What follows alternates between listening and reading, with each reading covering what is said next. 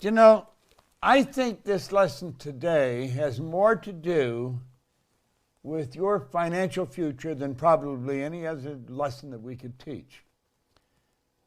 It's on self-image. It's on how you see you. I used to think $1 million was a lot of money. I don't think it is anymore.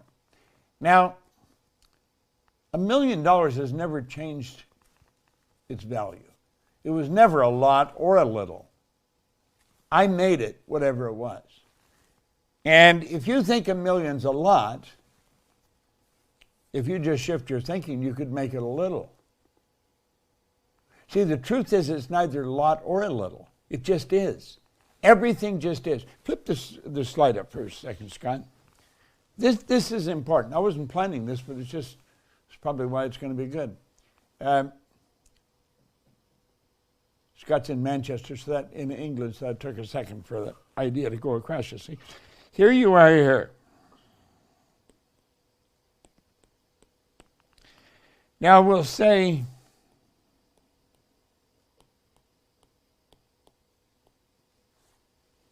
$1 million. That's an idea that's going to come into our mind. Now, is that a lot or a little?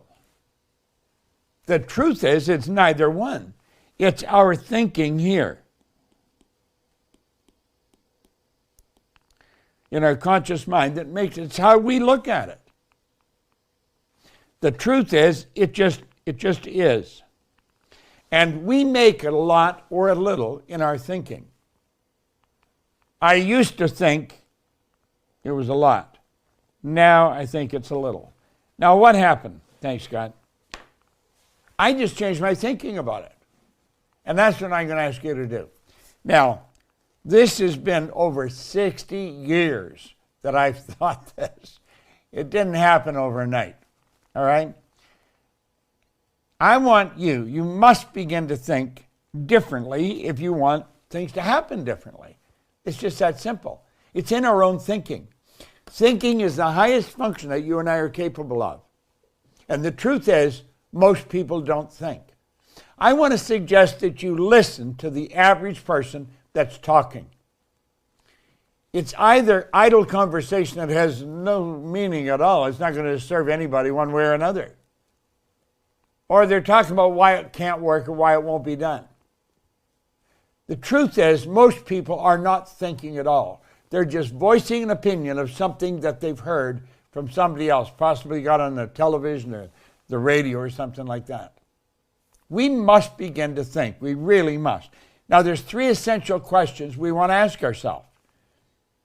How does self-image impact my life? How does it impact my life? How is self-image formed?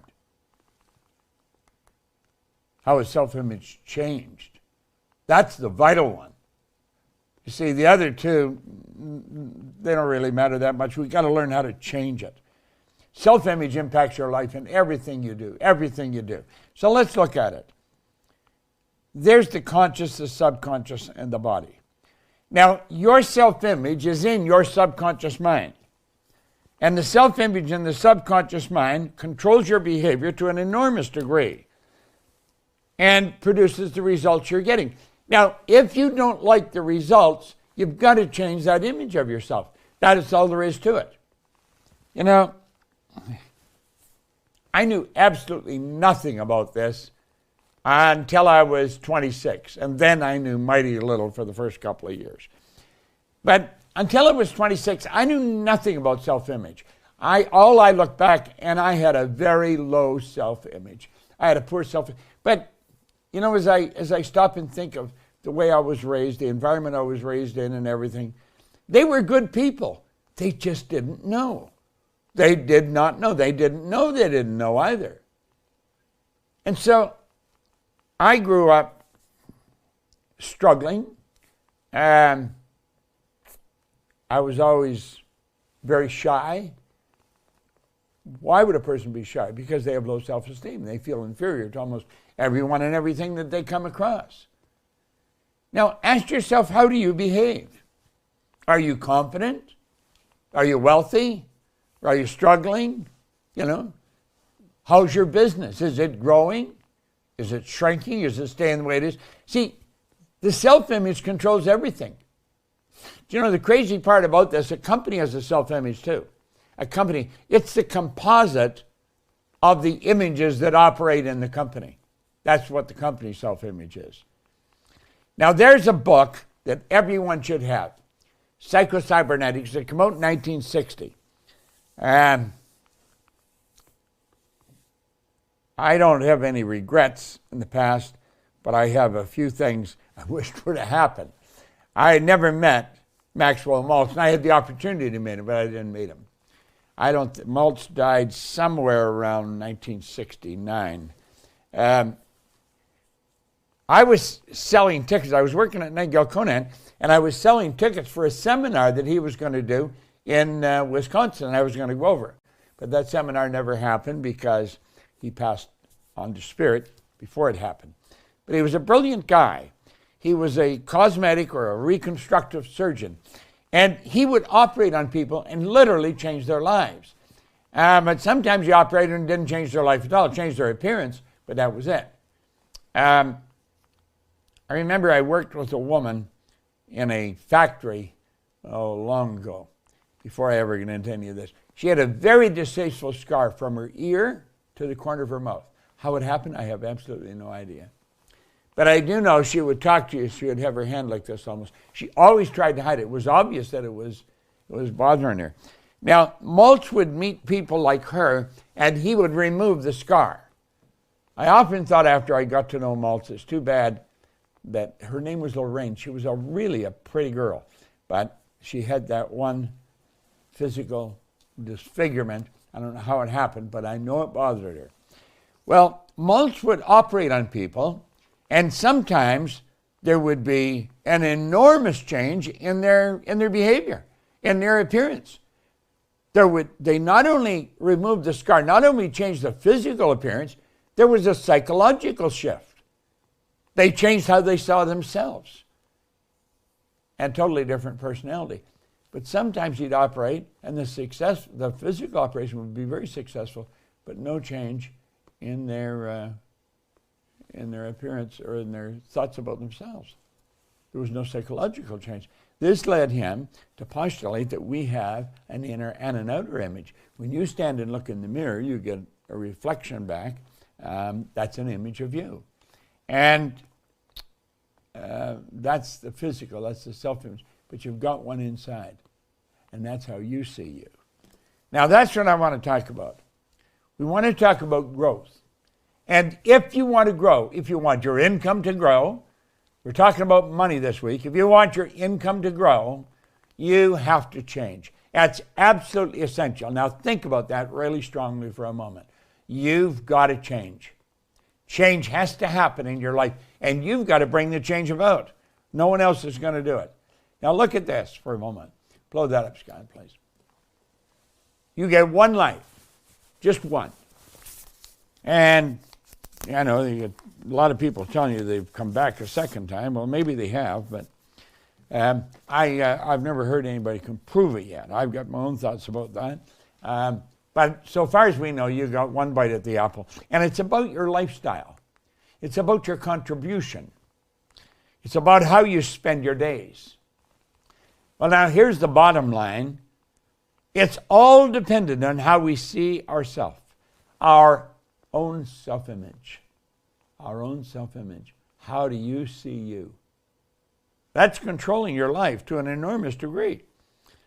Now, let's take a look here again. Here you are. That is going to represent you, it'll represent me. And there's our conscious, our subconscious, and our body. Now, our conscious mind is our thinking mind, the highest function we're capable of. That's also our educated mind, and that's where the intellect is resident. The subconscious is the emotional mind. Operates quite different from the conscious mind. It has no power that the conscious mind has, and yet has enormous power in the subconscious. You see, the conscious mind can choose. It has the ability to think. You can choose. You have the ability to accept or reject. You can accept or reject everything I'm saying. I'm recommending you think about it. Don't necessarily accept it and don't reject it, but think about it. Then I think you'll adopt it. You have the ability to originate in your conscious mind. Now, the subconscious doesn't have that. It must accept everything we give to it because it has absolutely no ability to reject. The subconscious mind is immoral. It's like the earth. It has no choice about what you plant, but it'll return what you plant. It cannot determine the difference between what you imagine and what's real. You can imagine something, it's going to disturb you just the same as if it was happening in real life. Now, let's take a look at you from another perspective. You're a mass of energy and you function on frequencies. Okay, there you are there. We'll talk about frequencies possibly a little later. But there you are there, a high mass of energy. And you can see the energy leaving the body. And you can literally train yourself to see that. Some people refer to that as the aura. That's the energy leaving the body. It can be measured. Okay? Now, you have a paradigm. And it's a mental program that has almost exclusive control over your habitual behavior, and almost all of your behavior is habitual. This program literally it's controlling your income, no question about it. It's controlling the amount of money you earn. It's controlling how you look at things, whether it's a lot or a little. If you want to get your finances in good shape, you got to get your head in good shape insofar as your self-image is concerned. Now let's take a look here. Cybernetics and paradigms. Two words, they're synonymous. They're both control systems and operate essentially on the same principle. Both maintain a different course of action, or a definite course of action, and will not deviate from the set course that has been established. You must alter the paradigm if you desire to achieve improved results. Both companies and individuals have operating paradigms. You've got one in your subconscious mind that's controlling you. Okay? Now look at, here's a baby, all right? A beautiful little baby. Let's put the graphic illustration, how we look at a baby when we're putting this idea across.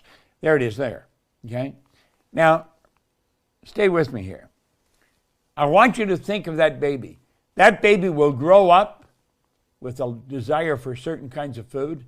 It'll dress in a certain way, and that baby's going to determine what kind of food it likes, how much it's going to eat. It determines what they think about money. It controls everything. And that image that the baby holds about all these things is formed in their little life. Everything that is happening in the baby's environment is going directly into that baby's subconscious mind. That's right. There's images being planted in that baby's mind. We become a product of our environment to an enormous degree. It's like Charlie Jarvis used to say, or he said that, that we're the product of the books we read and the people that we associate with. And I believe he's correct. You get a self-image there planted in your subconscious mind. And that self-image is controlling your life to an enormous degree. It's part of the paradigm. You see, the paradigm is a multitude of ideas. Self-image is one of them. And that literally controls your life. Now let's take a look here at the transformation that takes place. At a certain point, we start to hear, see, smell, taste, touch. Okay? And the conscious mind is also the intellectual mind. And we have certain intellectual factors. We can, call them out here. We have a number of times: perception, the will, imagination, memory, intuition, and reason. Now the problem is, as children, we weren't taught anything about these. Nothing. We go to school. We never learned anything about that in school. Okay? So school will begin, and the paradigm continues to grow. Now let's look here for a moment. A paradigm and cybernetic instruments operate essentially the same. There's a thermostat in a home. That thermostat operates on what we call a cybernetic mechanism. It's a cybernetic instrument. And you set the temperature to stay at 70 degrees in your home. Now, that temperature stays at 70 degrees. Let's suppose you're sitting and you notice there's a draft around your feet and you start to feel cold. All right? The temperature, something's wrong. The temperature has dropped and the thermostat picked it up. It dropped to 65 degrees. Now, what do you have to do? You have to do nothing. Now, you may get up and look, what's going on? Why is the temperature dropped? And you notice somebody left the front door open, cold air's blowing in. But you didn't have to do anything to change the temperature. You just closed the door. The temperature, the change in temperature is measured by the cybernetic system, the paradigm in the system. And it sends a message to the furnace, turn the fire on, raise the heat, blow the fan, get the fans going. And so the temperature starts to rise. And it goes from 65, 66, 67, 68, 69, and then bingo, hits 70, the fire automatically turns off. The goal has been reached. The control system brought it right back to where it belonged. This all happens automatically, and the same with you.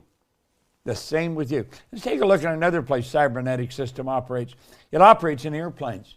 We call them automatic pilots. They're actually cybernetic systems. A flight pattern is programmed into the plane's computer system.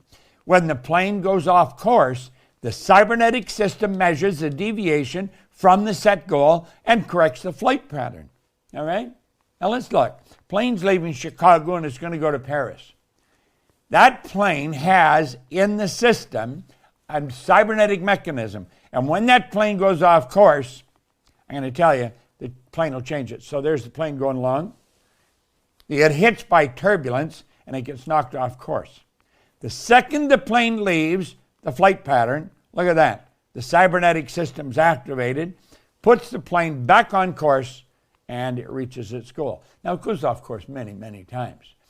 In fact, I think Price Pritchett put on one time that a rocket on its way to the moon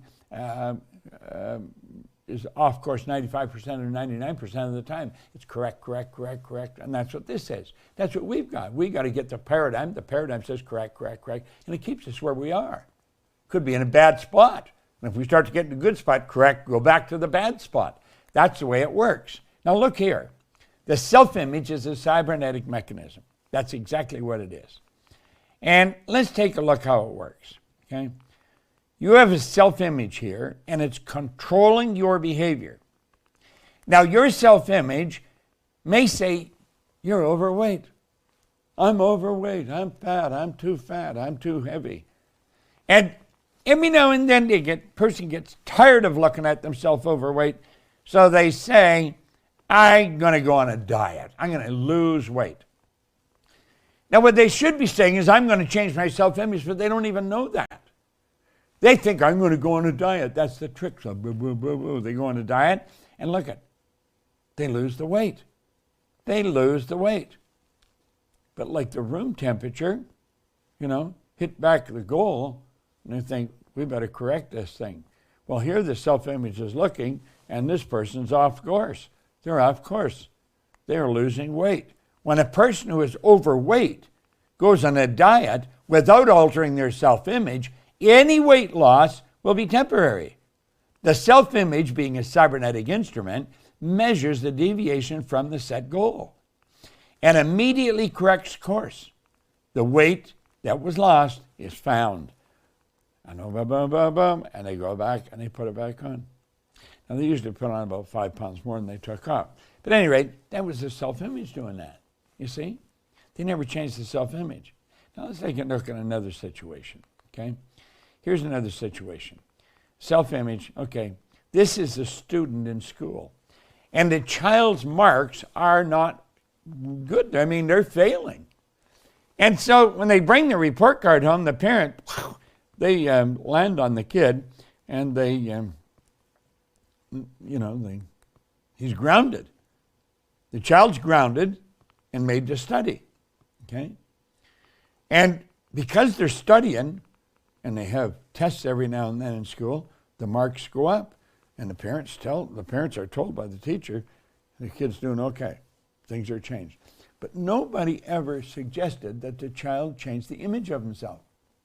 The teacher didn't suggest it, the parent didn't suggest it, and the kid doesn't know.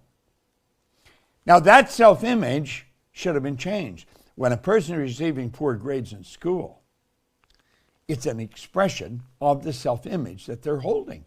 The person believes that they're not very bright. They, of course, receive a report card that reflects their poor self-image. Now, the parent makes the child give up recreational activities and study.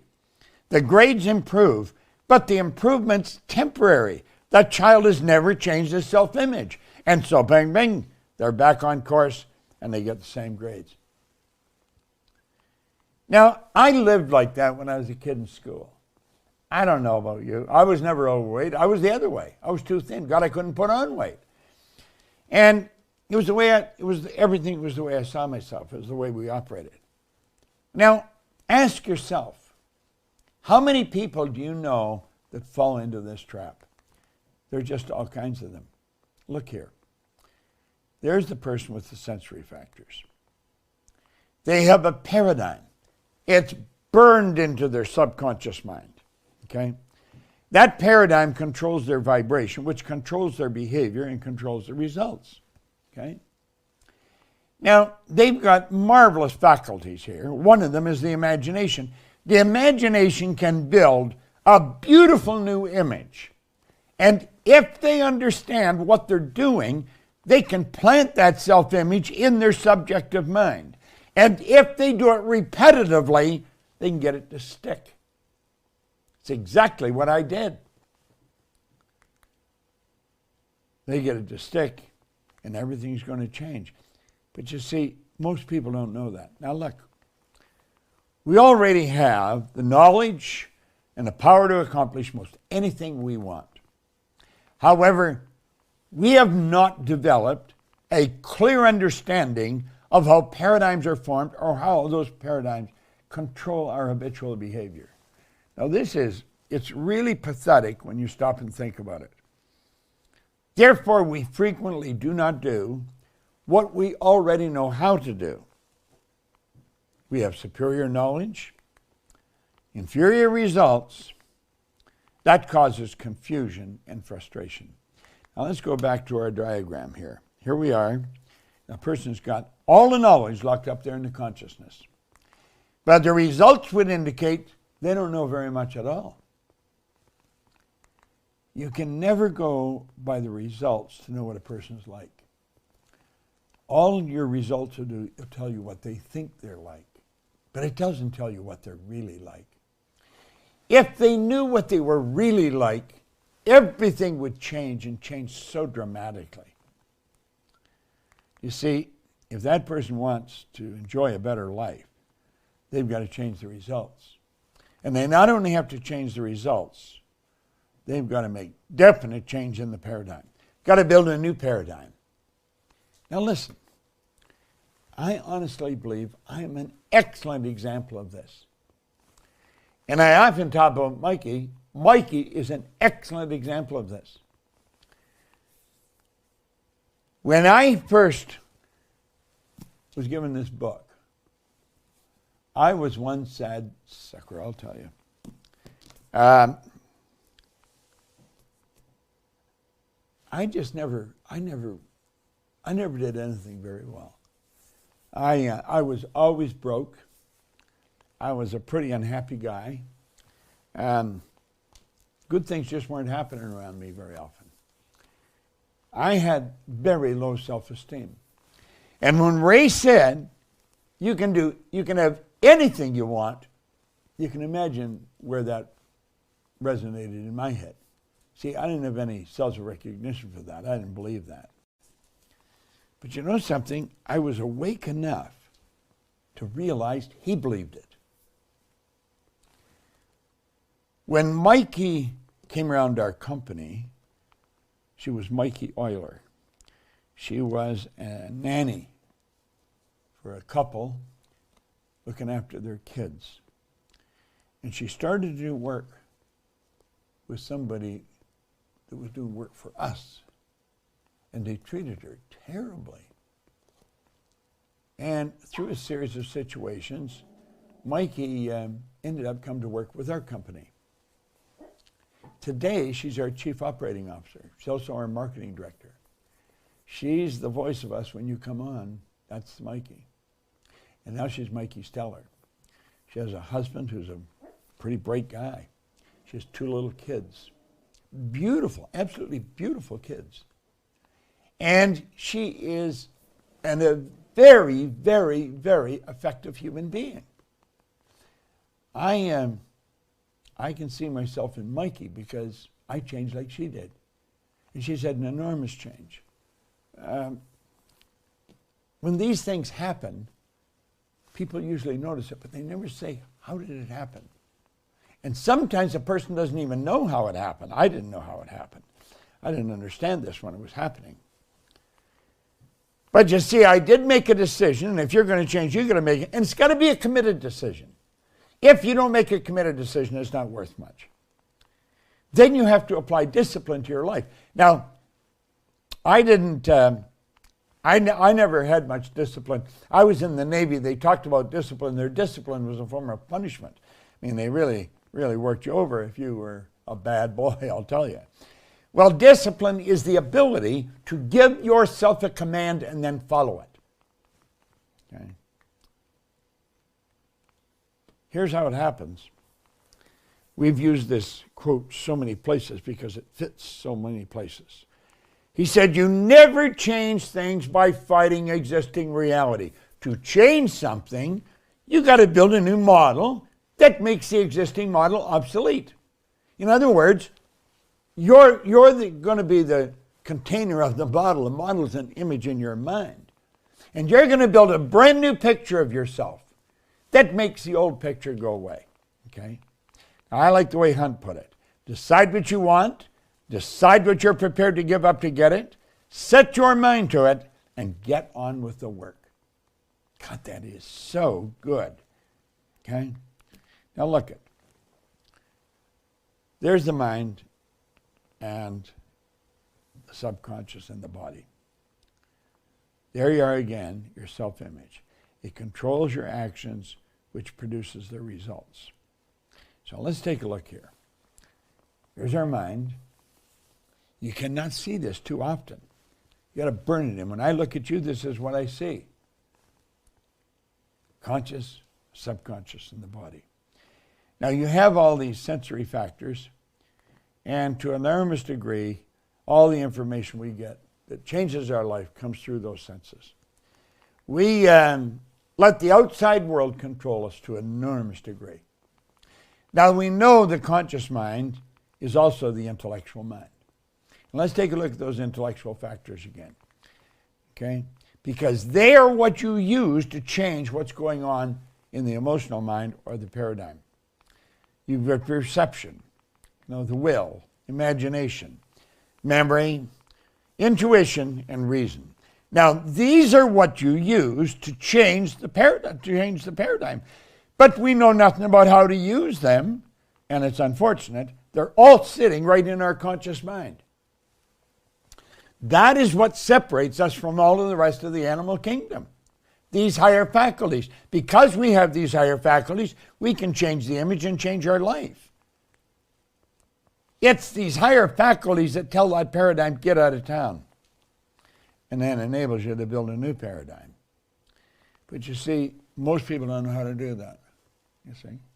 You could be hearing my voice and still not know how to do it. Okay? Let's take a look. Power, thoughts. You send those thoughts out into the universe. And then we also turn them over to our subconscious mind, and we send the feeling, because that was the vibration, off into the universe. And those feelings are expressed with and through the physical body, so it causes the body to change in its vibration. It causes the actions to change. Now, most people, I'm going to ask you, check with some people today, ask them what attitude is. Ask them if they can describe attitude. Most people are at a loss to describe attitude. Now look here for a moment. 1, 2, 3. That produces the results. That's the attitude. The attitude is your position or bearing as indicating thoughts, feelings, and actions. It's not your thoughts, it's not your feelings, it's a composite of all three. That's what attitude is. And most people don't understand that. When they have a bad attitude, they're just going to get bad results. It's common. Okay? So let's keep going. Here's the vibration caused by the paradigm. Now, your imagination gives you the ability to build a brand new idea, create a new mindset. And you can impress that new mindset upon the subjective mind. And when you do, if you do it, and you keep doing it for about 30 days, you're going to change your life. Because it changes the vibration the second you do it, which changes the result. Okay? So let's suppose we built this image. I am so happy and grateful now that money comes to me in increasing quantities through multiple sources on a continuous basis. Now look here for a minute. Look at this. See this? You can have all you want. Oops, I got a band on that. Okay? This is more than the one I had yesterday. That's a fan, you see.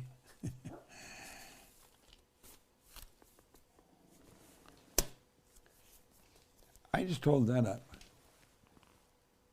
because at one time I never even saw that much money. You can have that, and you can attract it to you. Get the idea. I am so happy and grateful now that money comes to me in increasing quantities through multiple sources on a continuous basis. Okay, now watch this really carefully. You've got to take that idea and plant it in your subconscious mind, and you've got to bury it over the paradigm. The paradigm's going to try and stop it. You've got to take that and plant it right in your subconscious mind. And you've got to do it so that the paradigm is not going to reject it.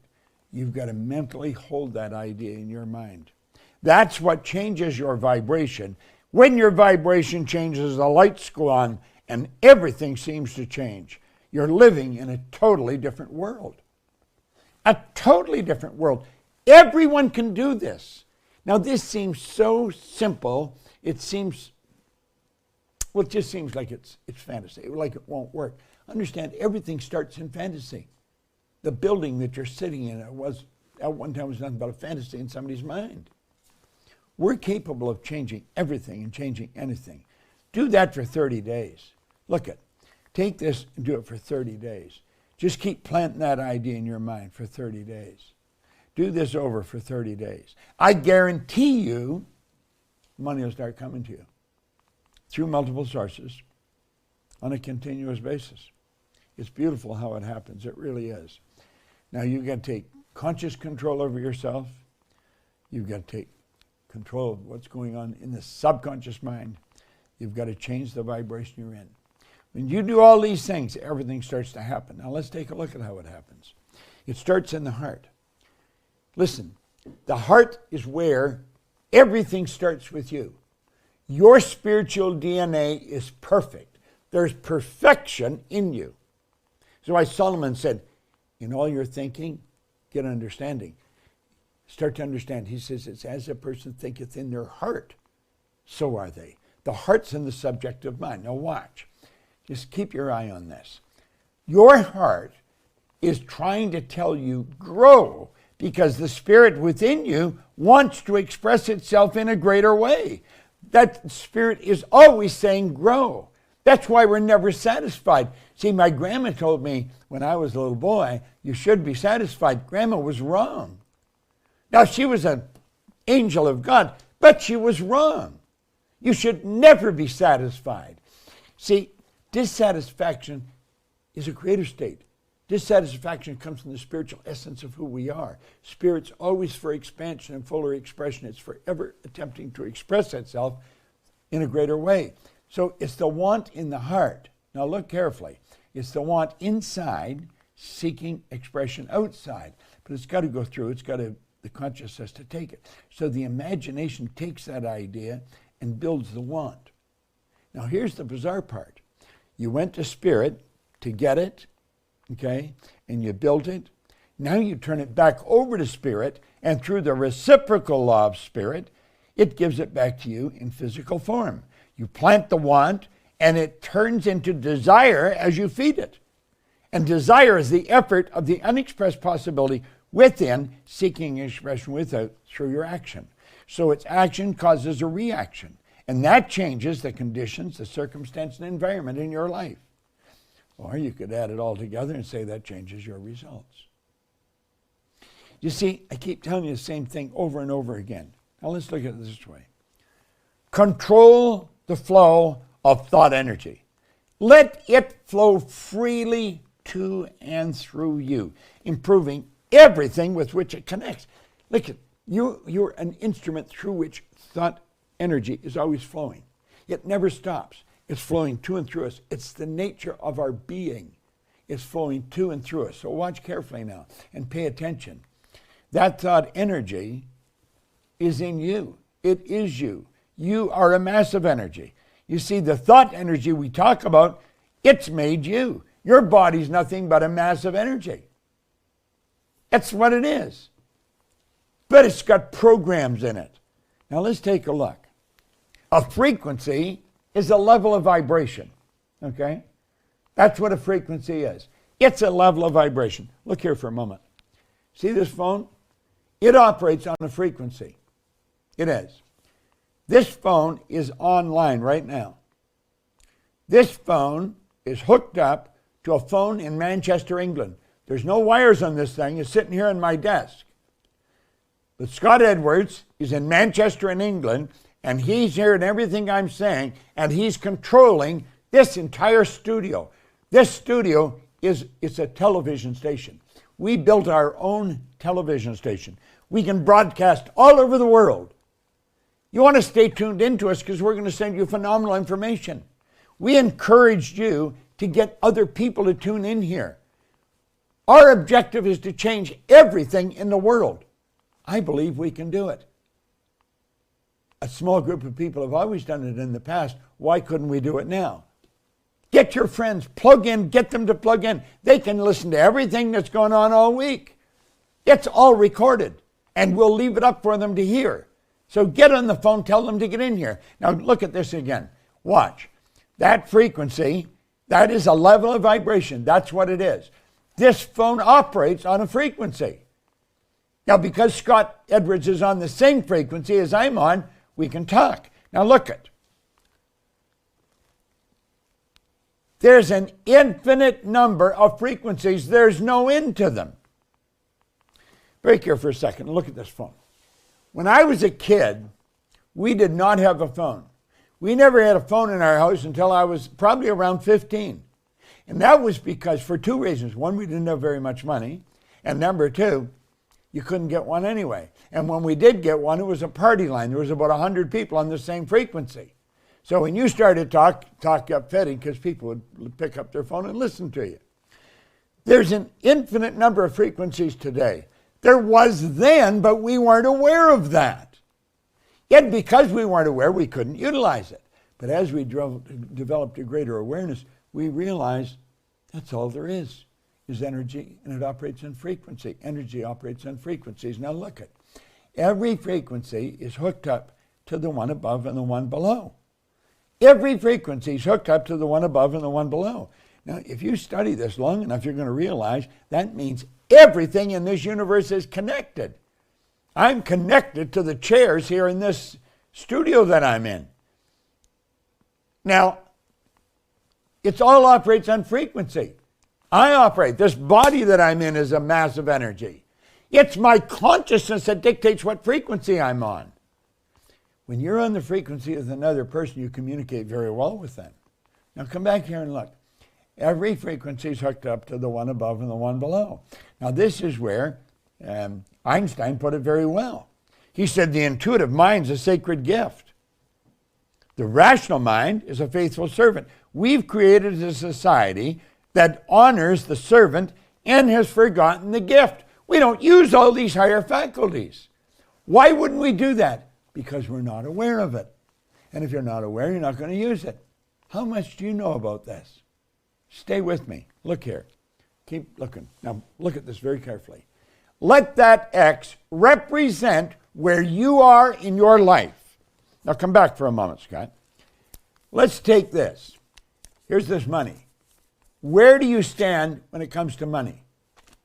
Where do you stand? Ask yourself, where do I stand?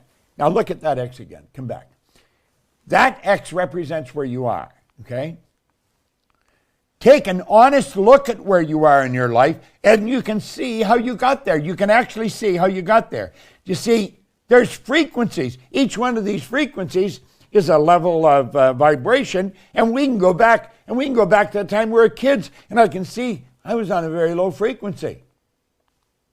I must have been on a low frequency. I didn't have very much of anything. Now, look at the X where you are. Now look at this. We'll say, that's really where I want to go. That other X out there, but it's out there and I don't even know how to get there. It's way out there. That's the thoughts that we have, the beautiful dreams. And we let them go and then we just let them fade. Well, I'm going to say, don't let that sucker fade. Bring it back and look at it. And let's understand that X represents a frequency. When we go there, we actually went to where that is. This is real. This is not kids' play. You can mentally go there, and when you do, you're already there. Then stay there, and you'll attract it.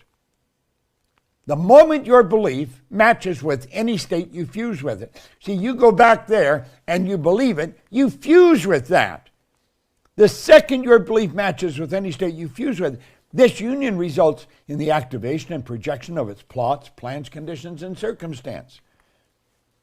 This new state of conscious awareness becomes your home from which you view the world. This is your workshop. If you're observant, you will see outer reality shaping itself upon the model of your imagination. This is so powerful. Now take a look again. There you are. That's where you want to go. But you let it fade because you don't know how you get there. Look at this. Look what Steve Jobs said. He said, you cannot connect the dots looking forward. You can only connect them looking backwards. So you have to trust that the dots will somehow connect in the future. When you look at your life, you can see how you got to where you are, but you cannot see how you're going to get there. Hillary did not know how to get to the top of that mountain. The Wright brothers didn't know how to get the planes off the ground. Edison didn't know how to make the incandescent light. They didn't know, but they believed if they worked at it, it would come to them. It would come to them. Eventually, they would have it. And I don't care what it is you want. You decide how much of this stuff you do want. Because you can have all you want. There is no limit to it. There is no limit. It's a beautiful thing, you see? And the dots will connect when you lock in. And when you get there, you'll say, damn, I could have gone there. Isn't that interesting? I could have gone there. Mm-hmm. That's just about the way it is. Progress of this nature is an expression of higher levels of awareness. See, the Wright brothers, 1903, December 17th. And here we are, from Kitty Hawk, North Carolina to the moon, just 979 months. Beautiful thing to understand. Most people are extras in their own movie. You are the director of your life. Change that. What do you really want? There's no end to what you want. There's no end to it. You can have anything you want. You just got to control the energy. Start to control it. To move to a higher state or a higher frequency of thought, you have to consent. It's got to be your decision. I can't do it for you. No one can do it for you. You've got to do it. The parent can't even do it for the child. Then you have to adapt to the ideas and feelings the new frequency represents. As the suggestion of a move to your paradigm, at the suggestion of a move, your paradigm is going to put up an instant battle. It does not want you to change, and it'll continually fight you. You're going to change it. Now look here. This is in my book, Think and Grow Rich. It says,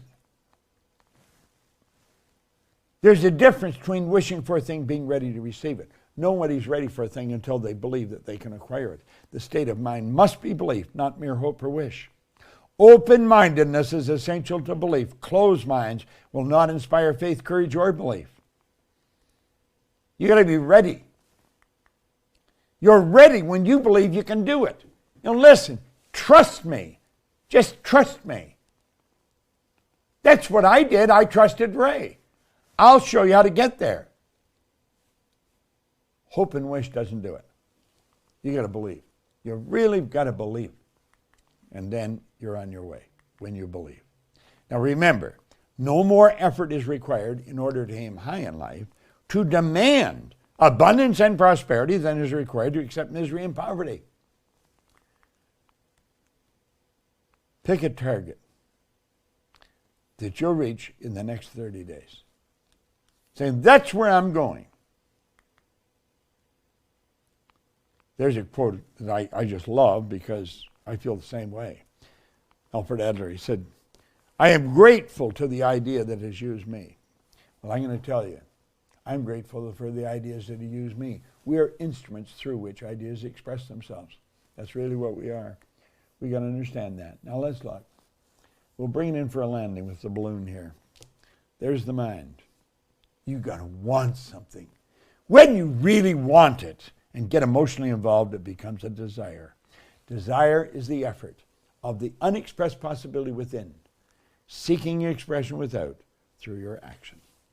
It's the results that you really want to change. That's what the Proctor Gallagher Institute is all about. Sandy Gallagher and I decided we want to build this company, and we couldn't do it alone. We've got some phenomenal people working with us. Absolutely incredible. I was talking about Mikey here a minute ago, Mikey Steller. Well, we've got Tommy Collier. We've got Arash Vasagi. We've got a lot of people in this company who are quite incredible. I have an assistant, Gina Hayden. Gina started work for me, it'll be 35 years ago in July. Imagine, 35 years ago. We had an office, we had a number of people in it. I'm not good at typing, so it'd take me a long time to plunk out a letter, and I would go and get one of the girls in the office to help me. I kept going back to Gina because she did it faster and better than anybody. And I thought, I'm going to just get Gina to work with me. Gina became my personal assistant. She's absolutely incredible. She anticipates what I want to do. She gets it done before I even think of it. She's quite an extraordinary person. We have a lot of Ginas in this company. We got a lot of Mikeys and Tommies. I mean, just phenomenal people. So I'm going to just say a prayer. I want everybody here to get what I've taught. I want you to get other people into this. Get some of your friends. I'd like everybody that can hear my voice to phone one person, just one, and say, you've got to go and register in this thing. This information is too good to be missed. And it is. I've spent my entire life. I've 60 years of studying this. And I'm going on another 60. I know.